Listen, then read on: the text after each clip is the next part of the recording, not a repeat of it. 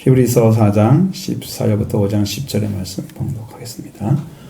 그러므로 우리에게 큰 대제사장이 계시니 승천하신 이 곧 하나님 아들 예수시라. 우리가 믿는 도리를 굳게 잡을지어다. 우리에게 있는 대제사장은 우리의 연약함을 동정하지 못하실 이가 아니요 모든 일에 우리와 똑같이 시험을 받으신 이로되 죄는 없으시니라.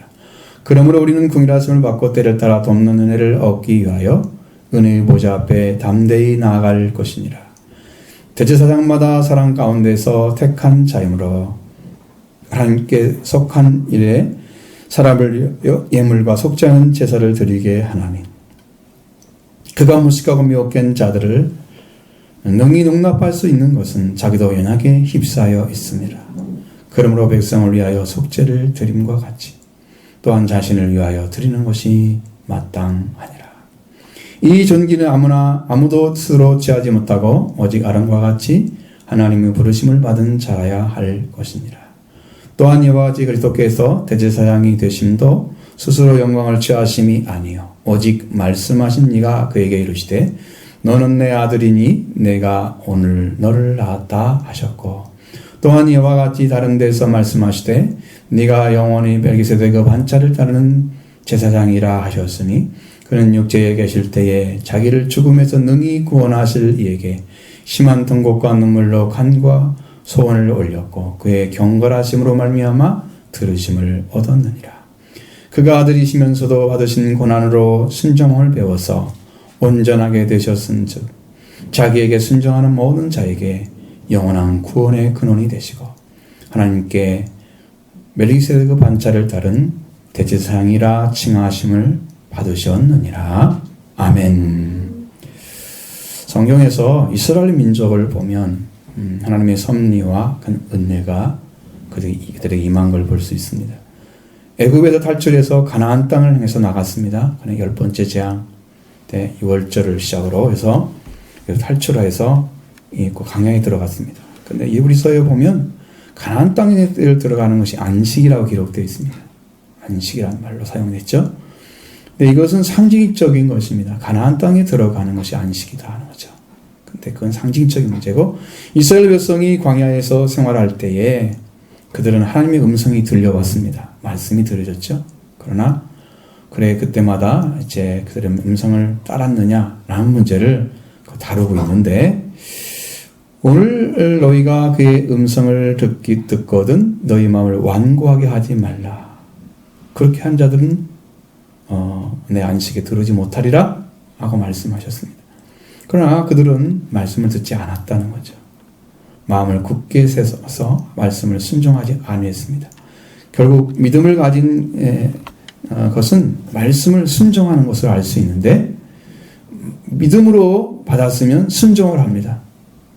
그러니까 여러분 말씀을 들어도 믿음으로 10년 가운데 들어온 사람만 순종을 하죠. 나머지는 순종하지 않습니다. 말씀은 듣긴 듣지만 자기 마음대로 살죠. 잃어버리고 살죠. 그래서 아무 상관이 없는 거죠. 믿음과 관계가 있지 않으면 순종이라는 게 오지 않습니다. 순종은 믿음에서 오는 거죠. 그들은 믿음을 알지 못했다는 것입니다. 결국 그들은 불신의 사람으로서 광야에서 쓰러져 갔습니다. 그러나 우리에게는 이렇게 광야의 길을 걸어가는 우리의 인생에 바른 길을 걷게 하기 위해서 그 길을 인도해 주시는 분이 계신다는 거죠.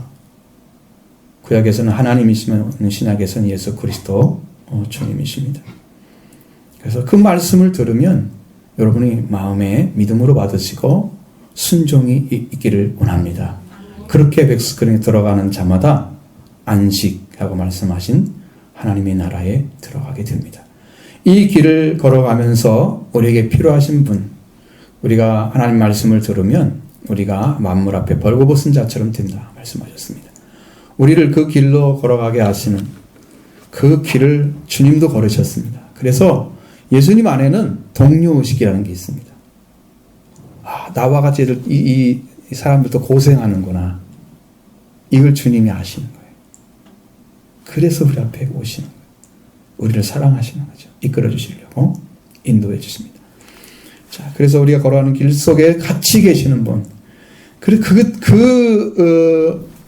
광야에 걸었던 사람들이 실패한 원인이 바로 그들이 죄를 사함을 받지 못한 거죠. 불순종하니까 버림받았어요. 그럼 대제사장이, 여기 나타나는 대제사장은 그럼 불순종하는 자를 위해서 있느냐? 물론 그 자를 위해서 있죠. 그러나 그건 다 목적이 아닙니다. 순종하는 사람도 있고 불순종하는 사람도 있잖아요. 물론 순종하는 사람이 극히 적습니다. 가나안 땅에 들어갈 때 광야에 나왔던 사람 중에 2사람만 순종해서 가나안 땅에 들어갔으면 여호수아와 갈렙만. 없죠? 거의 없잖아요. 2사람밖에 없잖아요.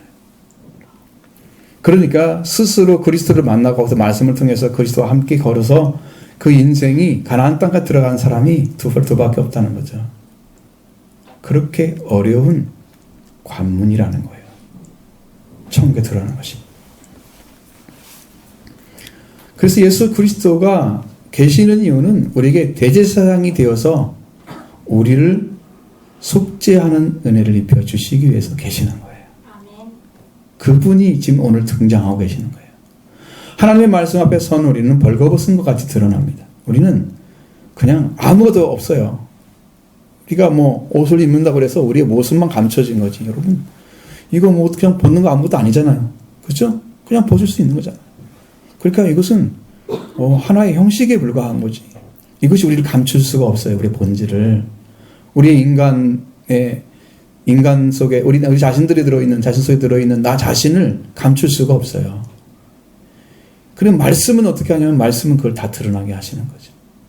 우리 속에 들어있는 각가지 생각들을 다 나타나게 하십니다. 이 말씀을 들으면 우리는 설 자리가 없어요. 그래서 맨날 어떻게 돼요? 가면 말씀 들은 다음에 나는 죄인이네. 나는 죄인이네. 그러잖아요. 왜? 내 죄가 드러났어. 내가 느껴져. 내가 알고 있는 그것이 바로 그거야. 내가 죄인이네.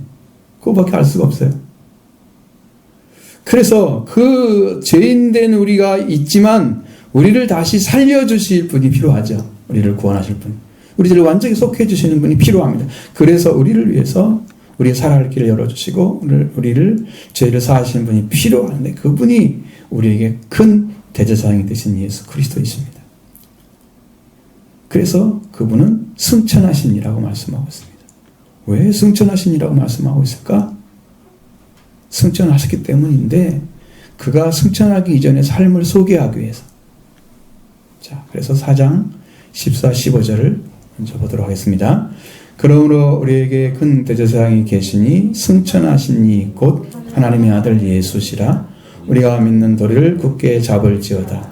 우리에게 있는 대제사장은 우리의 연약함을 동정하니 못하실 이가 아니요 모든 일에 우리와 똑같이 시험을 받으신 이로되 죄는 없으시니라. 아멘. 자, 우리 대제사장이 계신다. 우리 대제사장 앞에 큰 자가 붙었습니다. 큰 자가.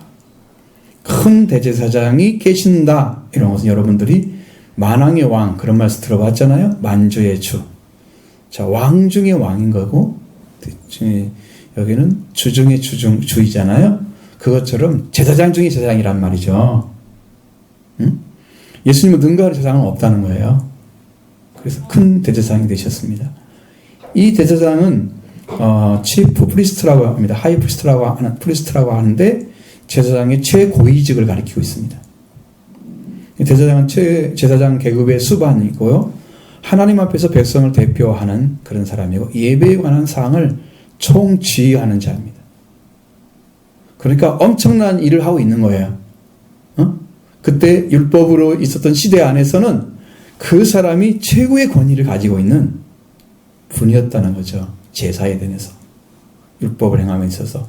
그리고 이제 대제사장이 아론 이후에부터 시내산 개혁이 왔잖아요. 계약을. 십계명이 왔죠. 그 계약이 오면서 성막이 완성된 후에는 그에게 엄청난 권한이 주어집니다.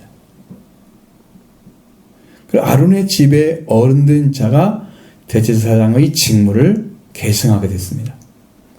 그 전에는 레위 지파가 제사장 지파였어요. 그런데 아론이 세워지면서 아론으로부터 제사장이 생각하고 레위지파는 그 제사장을 돕는 자들이 됐어요. 제사장 지파가 되었지만 그 레위지파 안에서 또 하나 어린 세워져서 거기서 이제부터 아론으로부터 시작해서 대제사장이라는 계급이 세워진 거죠. 그런데 어떤 사람이 제사장이 될 수 있냐? 율법상의 결격 사유가 없는 사람인데 그 대제사장의 큰 아들 장자가 그 직무를 수행하게 됐습니다. 그래서 그분이 성소회를 총 감독하고 봉사와 회개 일을 다 했습니다. 그러니까 돈도 다 관리하죠. 어떻게 봉사할 것도 다 관리하죠. 그러니까 엄청난 권한을 가지고 있는 분입니다. 이 대제사장은 속죄일에는 지성소에 들어가서 이스라엘 백성들을 위해서 1년에 단 한 번 드리는 속죄 의식을 행합니다. 또한 우림과 둠밈을 가지고 하나님의 뜻을 구하는 일을 했습니다. 여러분, 그것이 보여져야 되는데 이렇게 만들어진 것들이 툭 던져가지고 거기서 하나님 뜻을 구하는 거예요. 그럼 나중에 훗날에는 우리가 둠밈을 사용하지 않습니다. 왜 그러냐면 선지자를 통해서 말씀이 나오니까 그 말을 들으면 되지 이걸 특히 던질 필요가 없게 됐던 거죠. 우림과 둠밈이 사라졌습니다. 그래서 그 후에는 그래 됐죠. 그리고 이분들은 제사장의 일반 직무에도 참여를 했습니다. 그래서 새하루 안식일이 되잖아요. 그리고 여러분 우리 성경에도 초하루란 말 쓰시죠. 첫날, 세 달의 첫날이죠. 그것도 합니다. 해마다 희생절기가 있죠. 3가지 절기가 있죠. 그것도 합니다. 그 외에 무슨 절기가 또 있어요? 나팔절기나 무슨 절기가 상당히 많거든요. 이런 일 하나하나를 다 관여하는 사람이에요. 그리고 만약에 어떤 종교적인 문제가 생기면 이 대제사장이 그때 의장이 되어가지고 인도를 하는 거예요. 회의를. 놀라운 일 아니겠어요? 그런데 제사장하고 대제사장하고 어떻게 다르냐? 무슨 차이가 있느냐?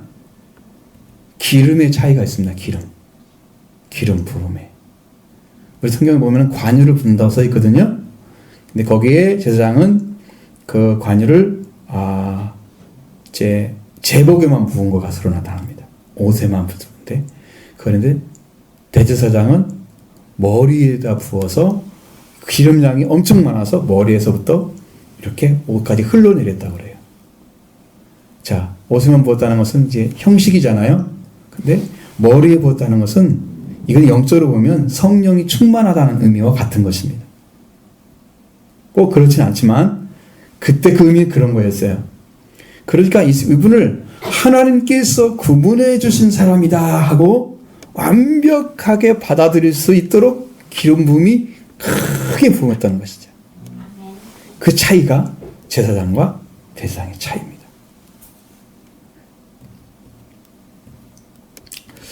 그러니까 이제 히브리 성경에만 이 대제사장을 우리한테 보여주는데 그리스도가 우리들의 대제사장이 되심을 가르쳐주고 있습니다. 그럼 뭐냐? 그는 인류의 대표자로서 행하기 위해서 행위하기 위해서 그렇게 사람이 되시고 그 다음에 그가 멜기세덱의 질서에 의해서 대제사장이 되고 그래서 그분은 우리 성경에 말한 것처럼 레위 지파보다 훨씬 뛰어난 분이고 아론보다 훨씬 뛰어나신 분이죠. 그래서 탁월하신 분이십니다. 그러니까 구약에 말씀드린 하나님이 선택했던 자 중에 제사장이 거룩하잖아요. 그 거룩한 제사장을 뛰어넘는 분이란 말이에요. 그래서 대자가 들어갔는데 그 앞에다 큰 자가 또 들어갔어요. 대제사장이 갈 수 없으니까 큰 대제사장 이렇게 쓴 거죠. 그러면 이분의 은혜를 입어야 우리가 뭐가 돼요? 제사가 드려지고 우리가 구원을 얻게 됩니다. 이게 지금 이 복음을 전해주려고 이 말씀을 하고 있는 거예요. 자, 제사장이 할 수 있는 이런 이제 속죄일도 일을 했지만 그것도 이제 예수 그리스도는 속죄일을 단 한 번에 끝나셨잖아요. 그래서 속죄제를 다시는 드리지 않았습니다. 그전에는 1년만 한 번에 드렸죠. 한 번씩 드렸죠. 자, 그것은 해마다 거듭해야 하는 것이 아니고 또는 소나 염소의 피로가 아니라 친히 자기의 피를 흘려서 제사를 드렸기 때문에 그 제사가 완전하게 하나님께 드려진 것입니다. 예수님은 자기가 죄인이기 때문에 자기를 위해서 제사를 드리지 않았어요. 그러나 대제사장들은 자기를 위해서 제사를 드려야 됩니다. 그렇게 되어야 자기가 거룩하다고 하나님이 인정하시고 거룩하가 인정하신 그분이 다른 사람에게 제사를 드릴 수가 있게 되는 거죠. 예수님은 그런 죄가 없으시기 때문에 우리를 위해서 제사를 드려준 거죠. 닭의 몸으로. 그게 다른 거죠. 자, 본문에는 그래서 큰 자를 붙여놨습니다. 큰 대제사장이라고 위대하다, 크다는 뜻을 가지고 있습니다. 이 세상에 있는 대제사장이 하나님의 선택한 제사장의 최고의 일을 가졌다면 거기에서 아론이 나오죠. 그런데 그 제사장보다 더 뛰어나고 위대한 대제사장이 바로 예수 그리스도라는 것을 보여주고 있습니다. 이게 놀라운 복음인 거예요. 이 큰 대제사장이 되신 것이 놀라운 복음이에요. 그는 속죄를 이루셨던 분 아니라 부활되시고 승천하신 이 하나님의 아들 예수님이셨으며 이 부활 승천을 이루시고 하나님의 아들을 예수님을 믿는 돌이 그걸 굳게 잡을지어다 말씀하시고 있죠. 근데 그 돌이란 말은요 고백이란 말입니다. 자, 여러분이 승천하신 예수 그리스도를 여러분이 주로 고백하죠. 그것을 굳게 잡으라고 말씀하고 있는 거예요. 아멘. 예수님 여러분이 주인인 걸 믿습니까? 아멘. 이걸 굳게 잡으셔야 됩니다. 흔들리지 말고 끝까지 믿으셔야 됩니다. 여러분의 주인이시기 때문이죠. 그 고백을 잡으란 뜻입니다. 그 고백을. 그래서 우리에게 있는 대제사장은 우리의 연약함을 동정하지 못하실 리가 아니라고 했습니다. 여기서 동정이라는 말은 어떤 것이냐면 이런 의미는 성육신하신 주님의 행위를 지향하는 것. 어려워요. 이 말이. 예수님이 성육신이 되셨죠. 예? 거룩한 육체가 되셨잖아요. 그 몸이 되셨죠. 그 주님의 행위를 지향하는 것이 동정이란 말이다. 이렇게 말을 하고 있는 거예요. 근데 이 동정이라는 뜻도 같은 것을 겪다, 함께 겪다는 뜻을 가지고 있습니다. 원래 그런 뜻으로 가지고 있는데 여기서는 그것을 말하고 있는 게 아니란 말이죠. 원어에서. 여러분 어떤 단어를 갖다가 다른 말과 붙여보면 다른 의미로 바뀌는 게 있죠. 그러잖아요. 똑같은 말이 아니잖아요. 여기 그 말이에요. 그래서 이것은 예수님이 유혹을 받았잖아요. 사탄의 유혹 받았죠. 이기셨죠. 성공적으로 물리치신 그 결과로 벌어진 상황의 심각성을 충분히 알고 있습니다. 예수님이 당하시면서 얼마나 위협적인 사탄의 역사가 죽이려고 했던 그 모습을 보았잖아요. 심히. 그러니까 자기도 그 심각성을 알고 있어요. 그래서 우리가 지금 그러한 자리에 서 있는 것을 그 주님이 똑같이 자기처럼 보신다는 거죠. 그게 그렇게 승리하시고 그 심각성을 아시는 주님이 가지고 있는 동료의식을 동정이란 말로 표현한 거예요. 이 말씀이 이해가 되셔야 뒤에 말이 이해가 돼요. 그러니까 주님도 고난을 받으셨잖아요. 시험 받으셨죠. 힘든 상황 다 겪으셨죠. 그러므로 그때마다 힘든 상황마다 다 마음에 어떤 위축이 있었고 힘든 상황이 있었을 거 아니에요. 물론 하나님의 아들이기 때문에 하나님 지켜주신 것을 다 믿었기 때문에 승리는 하셨어요. 그럼 사람은 다 같잖아요. 그런 것이. 그런 시험을 받으면. 그런 것이 왔을 때 마음에서 있잖아요. 아, 이거 심각한 문제다.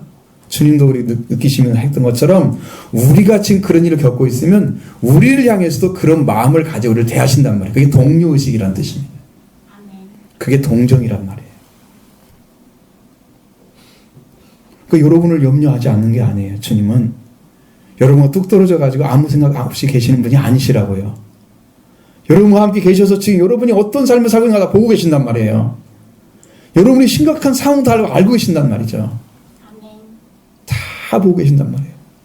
그러니까 여러분, 주님이 우리를 얼마나 극진히 사랑하셔서 똑같이 시험을 받으시고 똑같이 고난을 당하시고 주님 다 하셨어요. 그러니까 우리 심령을 너무 잘 아는 거예요. 아, 제가 뭐 때문에 고통을 당하겠구나. 뭐 때문에 슬퍼하겠구나. 뭐 때문에 힘들어하겠구나. 다 아신단 말이에요. 여러분이 그렇게 주님이 우리를 동료의식을 가지고 동정을 하고 계시는 거예요.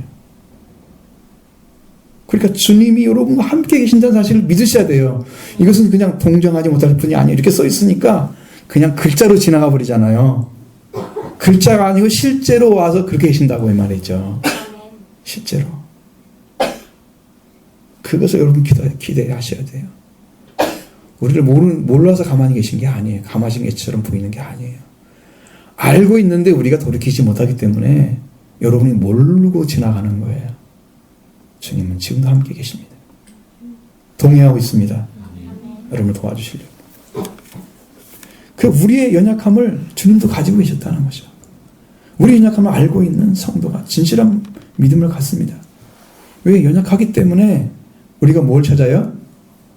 더 완전하신 주님을 찾게 되는 거죠. 우리 연약함을 모르는 사람들은 자기는 아주 건실하고 튼튼한 줄 알아, 신앙이. 그러면서 주님을 의지하지 않잖아요. 그런데 연약함을 알고 있는 사람은 나를 알잖아요. 나는 약해. 뭐가 필요하겠어요? 나를 인도해 줄 분, 도울 분이 필요하시잖아요. 연약함을 알고 계셔야 돼요. 주님도 연약함을 알고 계셨던 거예요. 그래서 아버지 하나님만 의지했다는 거예요. 그 말씀이 이제 뒤에 5장 뒤집분에 나온단 말이에요. 그는 육지에 계실 때에 여기서부터 나온단 말이에요. 이제 아시겠죠? 뒤로 돌아가고 왜 그 말씀 하셨는지. 이것을 여러분이 알고 계시면 너무 쉽습니다. 그래서 우리의 연약함을 예수님도 알고 계시고 동료의식을 느낀다고 하시는 것입니다. 여러분 예수님도 고린도후서 13장 4절 후 상반절에 예수 그리스도께서 약하심으로 십자가에 못 박히셨으나 그랬습니다. 예수님이 약하심 때문에 십자가에 못 박히셨다고 성경에 말하고 있습니다. 예수님이 강하심만 드러냈으면, 그때 능력을 발휘했더라면, 그때 권세를 발동해서 12형 더 되는 그 천사를 데리고 왔더라면 거기 있는 사람 다 싹 쓸어버렸겠죠? 그런데 예수님은 그걸 하지 아니하시고 육신의 약함을 그대로 받아들이신 거예요. 그래서 죽음에 들어가신 거예요. 주님은 절대로 자기가 하나님이신 것을 쉽게 드러나신 분이 아니세요. 그냥 자기가 능력이 있으니까 능력 있는데 사용하는 게 아니에요. 뭔만에 쓰시냐면 사랑의 능력을 나타내기 위해서 쓰셨어요. 주님이 가진 능력을. 그러니까 전부 고치고 도와주고 병자 이 마귀 들린 자 쫓아내고 연약함을 다 감당해 주시고 전부 이렇게 뭐 또 이제 이 창기나 아니면은 뭐 죄인들과 함께 식사도 하시고 약한 부분만 가지고 일을 하시는 거예요. 그 예수님은 우리의 연약함을 감당해 주셨어요. 병자를 고칠 때 마태복음 7장에 나오잖아요. 8장에. 저희 우리 연약함을 짊어지셨도다. 주님은요, 우리를 극진히 사랑하셔서 여러분의 연약함을 다 짊어지고 계십니다. 그게 주님의 사랑이에요. 그래서 동료의식을 느끼시는 거예요. 저도 저런 고통을 받겠지. 그 마음을 알고 계시는 거죠. 예수님도 그리스도도 약하심으로 십자가에 못 박히시는 결과로 왔다. 그럼 예수님이 십자가를 지신 것은 우리도 같이 연약함을 가지고 계셨다는 거예요. 그래서 우리와 같은 동료의식을 느끼면서 우리를 돕고 계시는 것입니다. 모든 일을 우리가 똑같이 시험을 받으셨습니다. 그러나 죄를 가지고 있지 않습니다. 우리는 죄 때문에 받는 시험이 훨씬 많죠? 예수님은 죄 때문에 받는 시험은 하나도 없었습니다. 정말로 하나님의 아들이기 때문에 받는 거예요. 너무 강력한 하나님의 아들로 오셨기 때문에 시험을 받는 거예요. 사람대로 버림받고 마귀에게 시험받고. 그래서 우리가 죄가 없는데 무음하시고 무지하신 예수님은 사탄의 끊임없이 유혹을 넘어뜨리겠습니다. 그러나 주님은 무죄한 분이셨다는 거죠. 그렇기 때문에 우리는 궁일하심을 받고 때를 따라 돕는 은혜를 얻기 위해서 은혜의 앞에 담대히 나아가라 말씀하고 계시죠. 16절 말씀, 그 말씀이 바로 거기에 있습니다. 자, 우리가 하나님의 도우심을 받는 것, 하나님의 궁일하심 받는 것 하나하나가 은혜의 보좌 앞에 담대히 나감으로 주시는 것입니다. 제가 이 말씀 2005년도에 받은 거죠. 이 말씀 받고 2000년도에 이 말씀 가지고 들어갔을 때 영적 그때 봄이었습니다. 봄. 이 말씀을 붙잡고 하나님께 나갔을 때 하나님께서 저를 하나님의 보좌 앞으로 끌고 가셨습니다. 그때 심정은 어떤 심정이었냐면 내가 하나님의 궁유만 받아야 되겠구나. 하나님 나를 제발 불쌍히 여겨달라고 혼자다 기도하니까 궁율이 내려오더라고요. 하나님의 궁율이 내 이망을 느끼잖아요. 내 안에서. 하나님이 그렇게 기뻐하시는 거예요. 나를 받으시고. 그래서 제가 때를 따라 돕는 은혜를 받기 위해서 은혜 옆에 담대히 나가며라고 그 기도를 외쳤을 때 주님이 내 영을 하나님 보좌 앞으로 끌고 가셨어요. 칼라풀에서는 얼마나 좋았어요. 나는 흑백밖에 못 봤습니다. 영적 눈이 어두웠기 때문이지. 그렇게 은혜를 베풀어 주시고 하나님의 궁의를 받고 그때 저는 하나님께 100% 내려놨습니다. 나는 필요한 게 당신밖에 없습니다. 나머지는 전부 아닙니다. 당신만 필요합니다. 그 말씀 앞에 그 은혜를 경험하고 내 영혼 안에 보좌 앞에 이르고 그래서 그렇게 시간이 한 일주 이상 지나간 것 같은데 그때가 5월 30일 성령 강림 주일에 성령이 제가 이렇게 서가지고 딱 이러고 뭐 했어요. 하나님 딱 보니까 우리 가족하고 동생밖에 없어. 애들 둘하고 이렇게 하나님 예배할 사람이 없어요.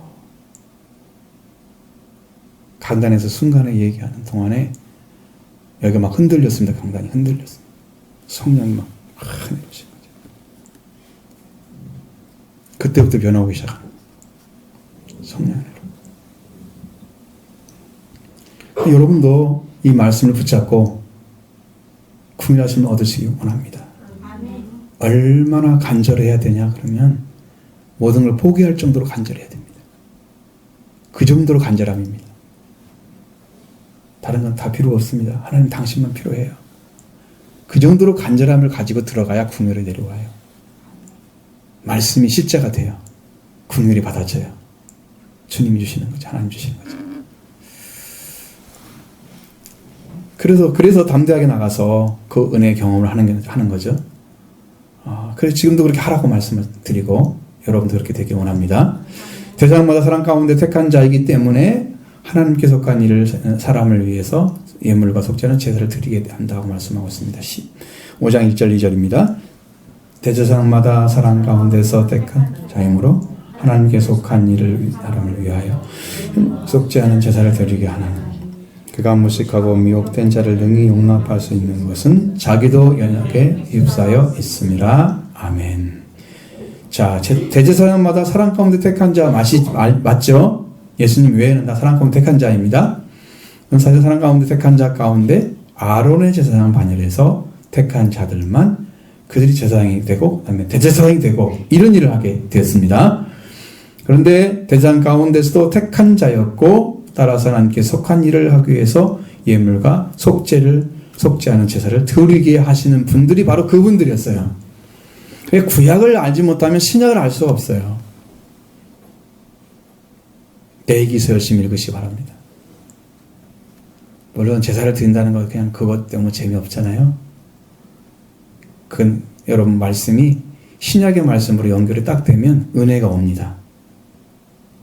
신약의 말씀을 모르면 은혜가 오지 않습니다. 구약의 말씀은. 이렇게 제사를 드리는 건 제사가 중심이 아닌데 그 제사로만 보기 때문에 재미가 없는 거죠. 즐거움이 없어요. 영적으로. 근데 그걸 이해를 하고 들어가면 엄청난 은혜를 받습니다. 자, 그래서 대제사장도 사람 가운데 택한 자였고 하나님께 예물을 드리는 제사를 드리는 속죄하는 제사를 드리는 자가 되게 하시는데 이 거룩한 자들이 행해야 할 하나님의 율법에 속한 것인데 그런데 이 사람들은 지금 대제사장으로 택하심 받은 사람들은 무식하고 미혹된 자들이라고 말하고 있습니다. 예수님께서 이들을 능히 용납할 수 있는 것은 자기도 연약에 휩싸여 있기 때문이다. 나를 다 둘러고 있는 거죠. 연약함으로. 그러면 대제사장이라고 하는 하나님의 명령을 다 이해하기를 하는가? 그렇지 않습니다. 하나님의 뜻을 알기 때문에 100% 알기 때문에 하는가? 그렇지 않습니다. 하나님의 뜻이 뭔가 정확히 알지 못해도 하나님께서 그걸 어떻게 했어요? 혈통이니까 그냥 물려받았잖아요. 해야 되잖아요. 그걸 어떻게 피해가요? 그 사람 해야잖아요. 그런데 하나님 대해서 다 알거나 제사를 다 이해하거나 하나님 목적을 다 알거나 이러지 못합니다. 그래도 해야 돼. 그래도 무식한 자리라 썼습니다. 성경에. 무식한 자들이라. 미혹받는 자들이라. 여러분 그런 사람도 사용하신다는 거죠. 무식하고 미혹된 자이지만 능히 용납할 수 있는 것은 자기도 연약에 둘러싸여 있기 때문이다. 부족함이 많은 것입니다.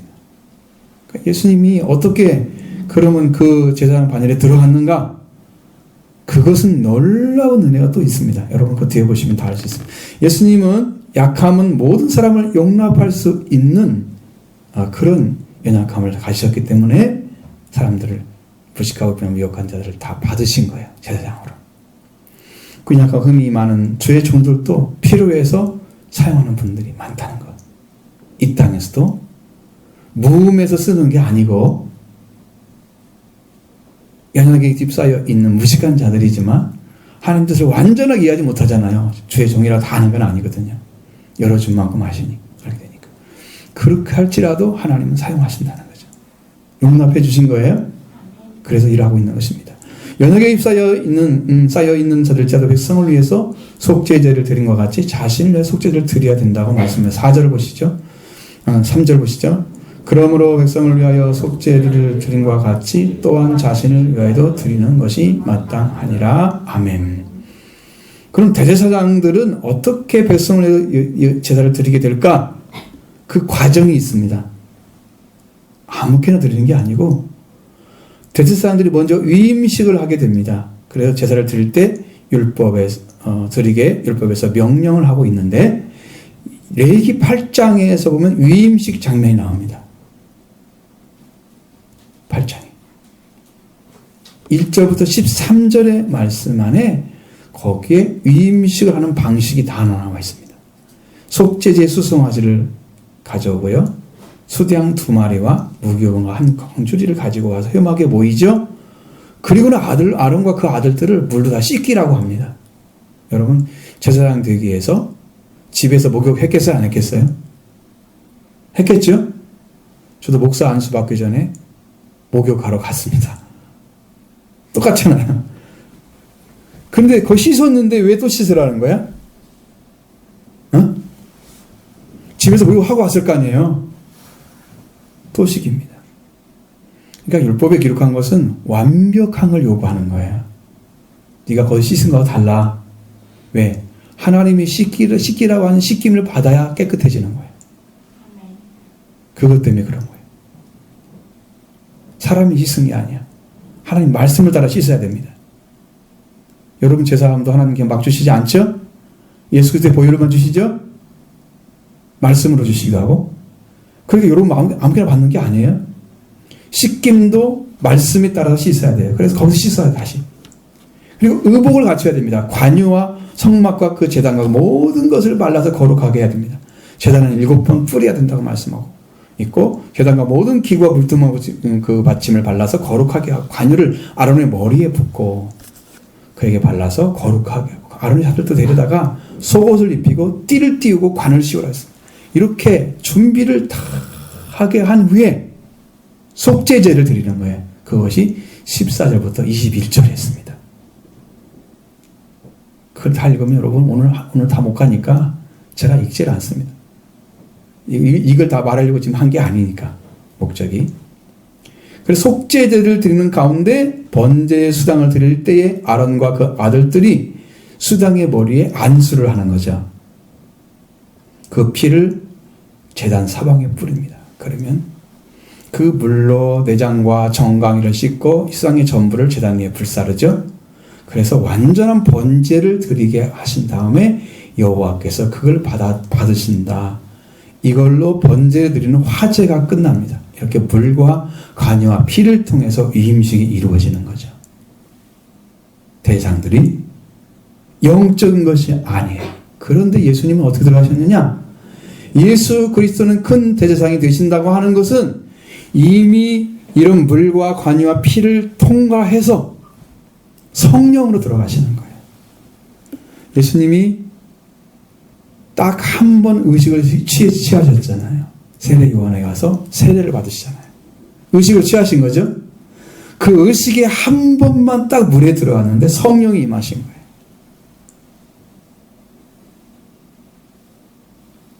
그 앞에 것이 필요가 없어요. 왜 필요가 없어요?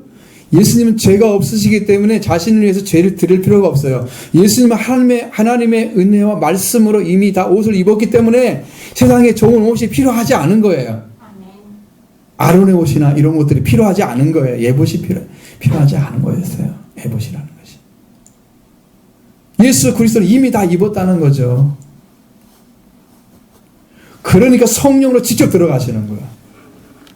그래서 큰 대제사장이 되신 거예요.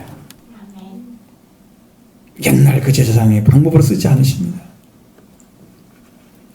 그리고 십자가에서 온 인류의 속죄가 이루어지고 부활되심으로 승리자가 되시고 승천하셨다는 거죠. 이 땅에서 세운 제사장은 이러한 이임식을 통해서만 돼야 됩니다. 그리고 여성을 속죄를 드리게 하는 거예요. 그 다음에 왜? 자기가 죄인이니까. 그런데 아론과 같이 하나님의 부르심을 받은 자만이 대제사장이 되는 존귀를 취할 수 있다고 말씀하고 있습니다. 4절 보시죠. 이 존귀는 아무도 스스로 취하지 못하고 오직 아론과 같이 하나님의 부르심을 받은 자라야 할 것이니라. 아멘. 자, 이렇게 율법에 속한 것인데 이 존귀도 아론과 같이 하나님의 부르심을 받은 자라야 가능하다는 거예요. 대제사장이 되는 것도 존귀하다고 말씀하고 있습니다. 굉장한 거죠. 아무도 스스로 취할 수가 없습니다. 그럼 하나님의 부르심이 되는 거예요. 그리고 또한 그리스도께서 대제사장이 되심도 스스로 영광을 취하심이 아니었다고 말씀하고 있습니다. 5절로 6절의 말씀 봅니다.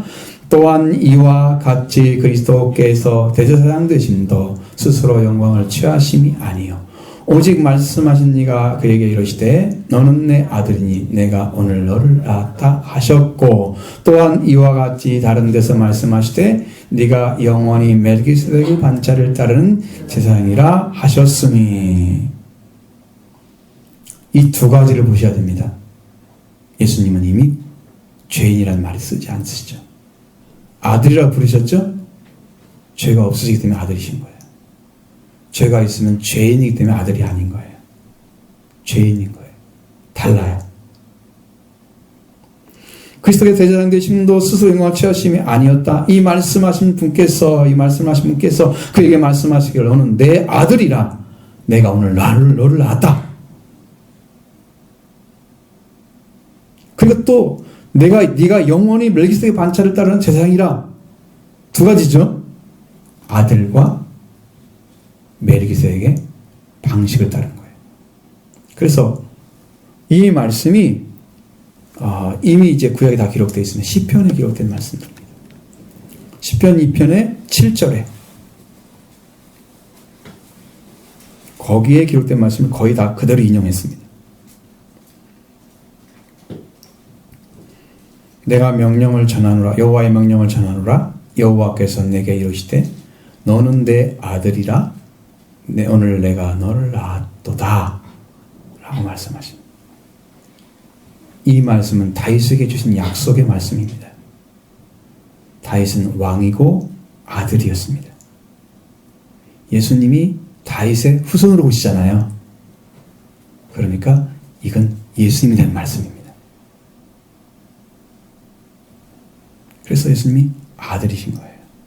6절에 보면 내가 한 왕을 시온에 세웠다 하시리로다. 그렇죠? 왕이 되셨죠? 왕이신 동시에 아들인 거예요. 다윗이 왕인 동시에 아들인 거예요. 다윗은 다 이룬 사람입니다. 완전하게. 우리가 그 자리에 들어가야 돼요. 저한테는 이 약속을 주셨기 때문에 6절부터 9절의 말씀 주셨거든요. 그러니까 이건 아들인 동시에 왕인 동시에 아들인 거예요. 다윗과 같은 자리예요. 그 다윗에게 약속한 말씀은 패하지 않는다고 이사야 53장에서 말씀하셨습니다. 내가 너에게 영원한 언약을 세우리니 다윗에게 주신 확실한 은혜니라. 이것이 다윗에게 주는 확실한 은혜예요. 이 왕의 자리를 찾은 거예요. 약속을 받은 것입니다. 이게 예수님은 죄인으로 들어가지 않기 때문에 자기를 위해 제사를 드릴 필요가 없었던 것입니다. 그게 다른 거죠. 아들이기 때문입니다. 아들만이 하나님의 아들들을 위해서 제사장이 될 수가 있습니다. 아들 되신 사람이 다른 사람의 죄를 위해서 제사를 드릴 수가 있습니다. 왜? 아들만이 그런 권한이 있어요. 그래서 영적으로 아들이 되면 다른 사람의 속죄 제사를 드릴 수 있습니다. 회개하죠. 하나님, 저의 죄를 용서해달라고. 그 죄가 사함받습니다. 예수님은 제자들한테 와가지고 부활하신 후에 뭐라고 말씀하십니까? 성령을 받으라 하시고 너희가 네 죄 사하면 사해질 것이고 그대로 되면 그대로 있으리라. 제자들이 사하는 권세가 있는 것처럼 마치 말씀하고 있잖아요. 성령 받은 자고요. 사도예요. 그들은. 그 권세를 주어집니다. 그러니까 많은 사람들이 이건 잘못 해석해가지고 이제 고해 성사라는 걸 하잖아요. 천주교에서. 그러면 이제 신부님 제가 이런 죄를 지었습니다. 그러면 그거 뭐라고 얘기해요? 내가 예수 그리스도의 이름으로 네 죄를 사하노라. 그래가지고 죄가 없어진다고. 그 사람이 하는 거. 그 사람이 그런 권세를 가졌다고 지금 얘기하는 거잖아요. 근데 그렇게 말하지 않고 성경은 예수님의 제자들이 받은 것으로 말씀하고 있습니다. 사도권을 가진 거죠. 아들이 제사장이 되는 거예요. 아들이기 때문에 그 전에 율법에 속한 제사장들은 그냥 혈통이기 때문에 되는 거예요. 질적으로 다른 것입니다. 자, 이는 이 말씀 중에서 하나님께서 너는 내 아들이라 하시는 말로 인정하시는 것입니다. 내가 너를 낳았다. 또 낳았다고 말씀하십니다. 이건 왜 낳으셨을까? 이 땅에 오시게 하기 위해서. 예수님은 영원전부터 계신 분이세요. 하나님과 똑같은 분이십니다. 근데 영원부터 계신 분이 왜 낳았다고도 얘기합니까? 이 땅에 태어나신 것처럼. 그렇죠? 이것은 이 땅에 보내실 분인 것을 벌써 말씀하고 있는 거예요. 너를 낳았다고 하시는 거죠. 이들을 구원하시는 아들이 되게 하시기 위해서. 아들만이 대제사장이 되는다 말씀하고 있습니다. 그런데 이 대제사장이 되는 것은 또한 아들만이 제사장이 된다는 것을 확실히 보여주는데 베드로전서 2장에서 말씀드렸던 신령한 예배를 드릴 영적 예배죠. 거룩한 제사장이 되라고 하신 말씀 중에서 이 거룩한 제사장이 나오죠. 이것도 산돌로 세워진 아들들을 가리키는 것입니다. 아들만이 제사장이 될 수 있습니다.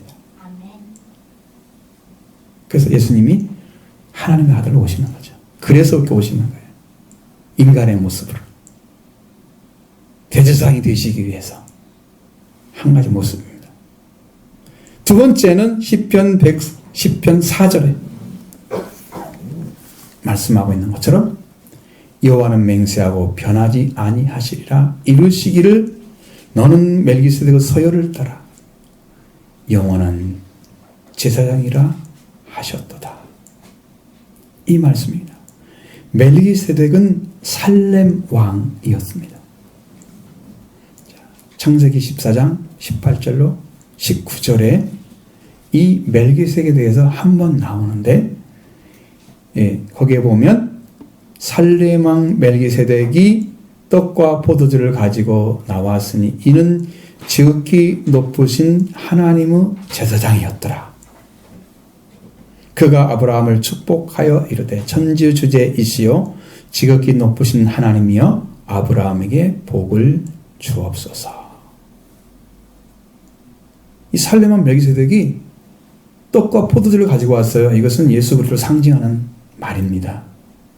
떡과 포도주, 빵과 포도주를 가지고 온 거죠.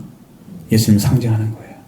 이미 다 그걸 먹고 마셔야만이 생명 얻는 길을 알게 해주셨던 거예요.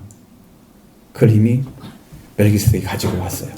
그러면서 그는 지극히 높으신 하나님의 제사장이었더라고 말씀하고 있잖아요. 그는 영으로 들어간 거예요. 인간의 혈통으로 들어간 게 아니에요. 그래도 어미도 없고 아비도 없고 그를 낳은 자도 없어요. 하나님마저가 닮아서 영원히 제사장으로 있다고 말씀하고 있어요. 그래서 근데 이제 이 사람에 대해서 히브리서 7장 1절로 3절 말씀 안에 잠깐 기록되어 있는 것은 이제 그 말씀을 다 읽지 못하니까 끝까지 갈 수가 없으니까 이 멜기세덱은 살렘 왕이고 지극히 높으신 하나님의 제사장이었습니다. 여러 왕들을 쳐서 죽이고 돌아오는 아브라함을 만나서 축복을 해준 자입니다. 복을 빌어준 자이죠. 아브라함의 모든 것이 10분의 1을 그에게 나누어 주었습니다. 그러니까 그가 그 이름을 이렇게 해석을 해보면 의의 왕이고 그 다음은 살렘 왕이니까 평강의 왕, 평화의 왕입니다. 그 예수님도 평화의 왕으로 오시잖아요. 의로 오시잖아요. 의의 중심으로. 그 이름을 해석하면 그렇게 되는데 그는 아버지도 없고 어머니도 없고 족보가 없습니다. 시작한 날도 없고 생명의 끝도 없습니다.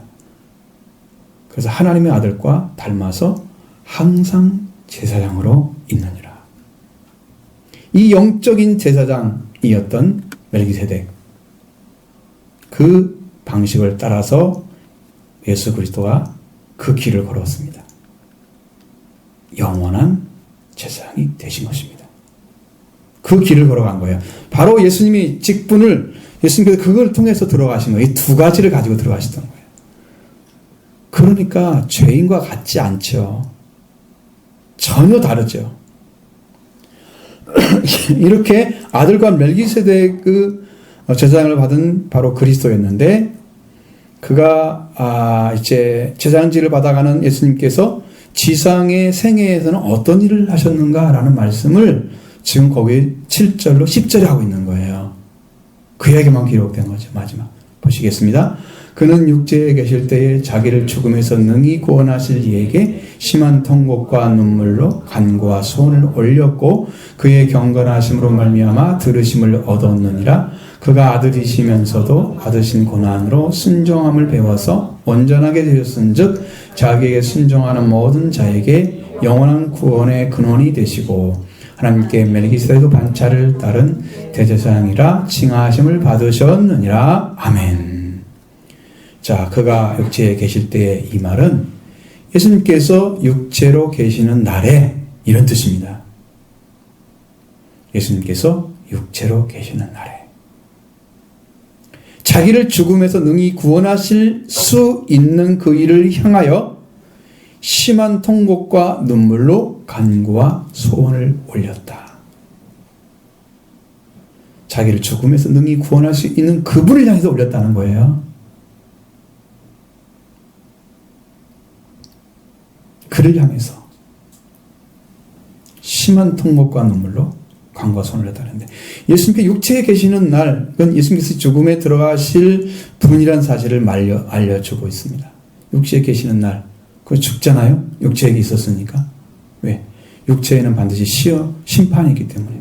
히브리서 9장 17절에 한 번 죽는 건 사람이 정하신 것이었고 그 외에는 심판이 있다고 말씀하시잖아요. 예수님도 예외가 아니에요.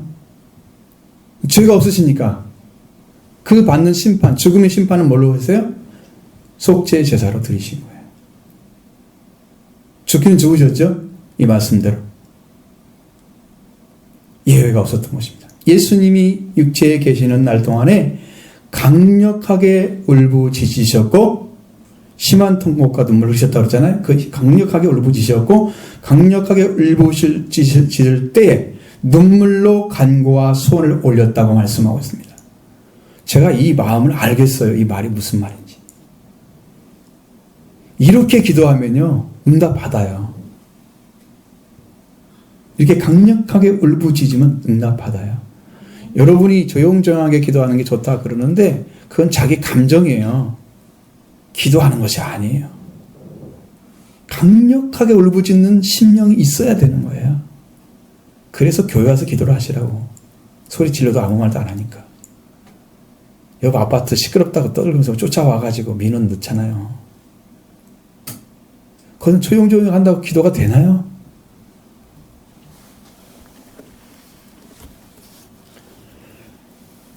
근데 이 기도회는 이러한 강력한 울부짖음과 눈물로 기도와 간구를 올렸다고 말씀하는데, 여러분 여기에서 간구와 소원이란 말은 기도와 간구입니다.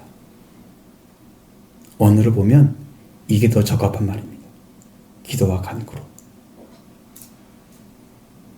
예수 그리스도는 이렇게 자신이 세상에 계시는, 육체로 계시는 날 동안에 자기를 능히 구원하실 이 하나님께 강력하게 울부짖고 지음과 눈물로 울부짖으니까 눈물이 나왔습니다. 왜?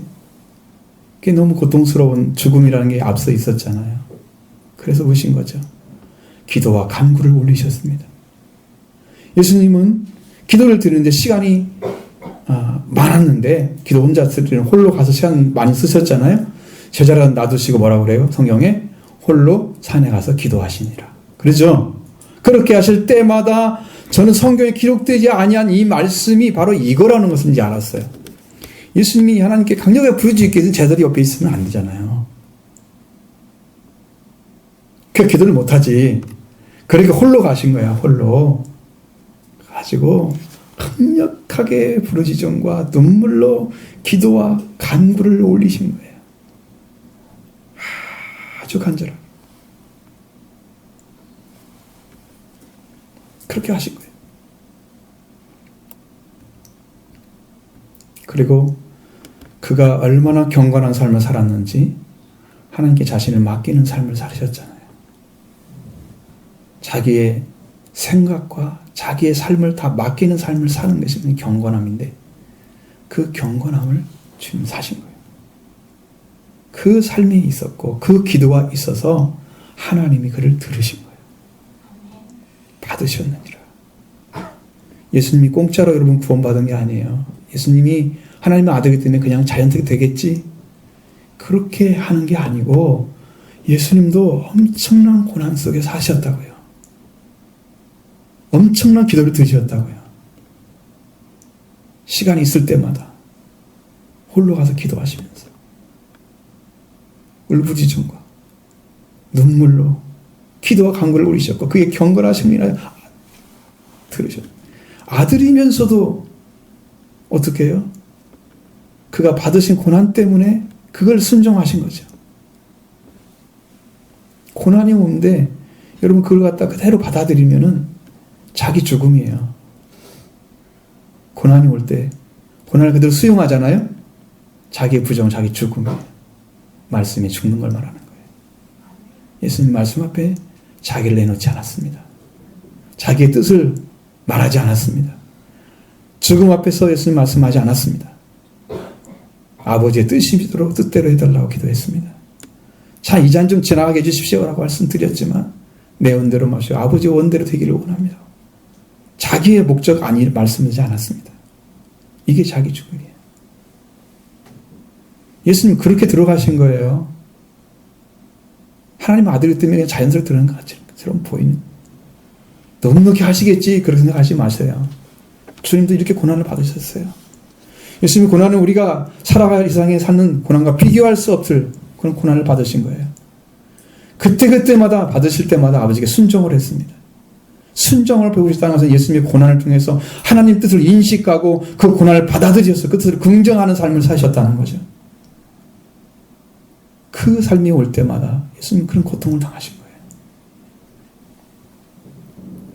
그 아버지의 내 원대로 마옵시고 아버지 뜻대로 되기를 원합니다. 기도를 드리시는 이유가 바로 그거예요. 우리는 받는 고난으로 말미암아 순종을 배운다면 여러분이 받아들이는 이런 세상의 삶을 그 순종을 통해서 들은다면 여러분이 십자가를 지는 삶으로 가까이 갈 것입니다. 영광이 클 것입니다.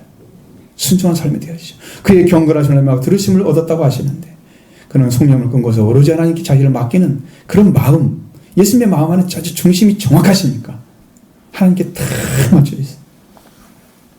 그런 마음으로 하나님 들으시면 된 거예요. 여기서 온전하게 되셨다는 말씀의 뜻은 텔레이오오라는 단어입니다. 텔레이오오. 이 말은 봉헌하다는 뜻입니다. 봉헌.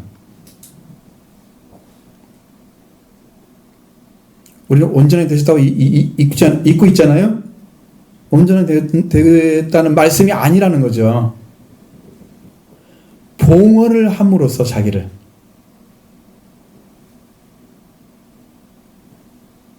그래서 봉헌하라는 뜻을 가지고서 이 단어가 완전하게 하다는 뜻으로 바뀌어졌습니다. 이 봉헌이란 말은 물건을 바치는 걸 의미하는 거예요. 예수님 자신을 바쳤어요. 하나님께. 하나님께 바치니까 온전하게 된 거예요. 하나님이 그를 사용하신 거예요.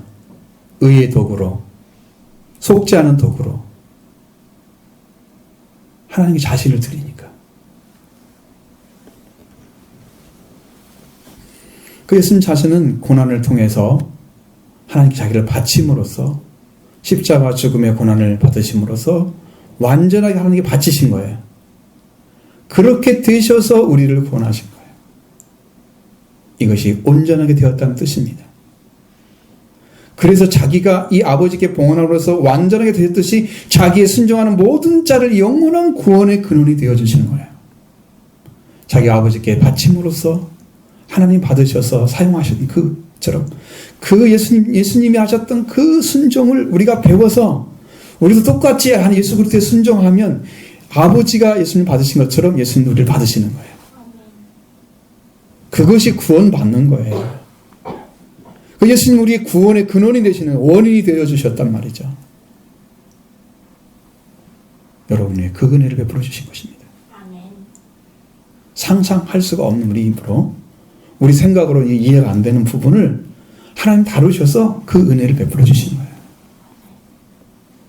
예수님께서 하나님께 드린 것이 너무너무 감사해서 여러분 자신도 예수님께 여러분 자신이 바치면 순종하면 예수님도 여러분의 구원의 근원이 되어 주십니다. 그 길을 걷게 하시는 거죠. 그 근원이란 말이 원인이란 뜻입니다. 원인. 원어로 보면 원인입니다. 근데 우리말로는 근원이란 말로 바꿔놨습니다. 자, 그래서 뿐만 아니라 하나님께서 엘기세덱의 반차를 따른 대제사장이라 칭하심을 받으셨느니라고 말씀하고 있습니다. 이게 멜기세덱의 반차, 이건 방식을 의미합니다. 멜기세덱의 방식을 따른 대제사장이라 칭하심을 받으셨다. 증언하고 있습니다. 이 영적으로 아들을 닮은 제사장이 멜기세덱입니다. 그래서 히브리서 7장 3절에도 말씀드렸죠. 평강의 왕이시고 의 왕이라 말씀드렸고 아버지도 없고 어머니도 없고 족보도 없고 시작한 날도 끝도 없다 그랬습니다. 생명의 끝도 없어서 하나님의 아들을 닮아서 항상 제사장으로 있느니라. 그 제사장의 위치, 이 길을 예수님이 찾으신 거예요. 자기를 완전히 드림으로 해서. 그래서 멜기세덱은 아브라함의 복을 주었죠. 여러 왕들을 이기고 돌아온 아브라함에게 10분의 1을 받았습니다. 그는 의의 왕이죠. 살렘 왕이고 평화의 왕이십니다. 살렘 왕인 예루살렘 있잖아요. 살렘이란 말이 샬롬에서 나온 거잖아요. 평화라는 의미가 들어있어요. 그래서 평화의 왕이라고 말씀드립니다. 예수님은 이 영적 혈통을 따라 들어가신 거예요. 멜기세덱에. 그럼 우리도 들어가야 되는 거예요. 우리가 하나님 말씀으로 들어가야만 영적인 복을 우리가 누리며 살아갑니다. 자, 우리를 위해서 큰 대제사장이 제사장이 계시는데 그는 승천하신 이셨다. 그러나 육체에 계실 때에 자신을 하나님께 봉헌함으로써 하나님부터 완전하게 되셔서 우리를 구원하는 구원의 원인이 되어주신 거죠. 그래서 우리가 믿는 이 큰 대제사장은 이렇게 우리를 구원하신 하나님께 봉헌된 분이시란 말이죠. 그래서 우리가 믿고 의지하실 멜기세덱 방식을 따른 제사장이라 칭하심을 받으신 분이십니다. 바로 그 예수 그리스도가 여러분의 큰 대제사장이 되어주시는 거예요. 그러니까 여러분 그분을 믿으시기 바랍니다. 온전하게 의지할수록 여러분 10년 가운데 지금까지 막혔던 부분이 자꾸 뚫어질 거예요. 답답한 것들 있잖아요. 영적으로 안 열어지고 다 뚫어질 거예요. 주님이 그 일을 다 이루신 줄로 믿습니다.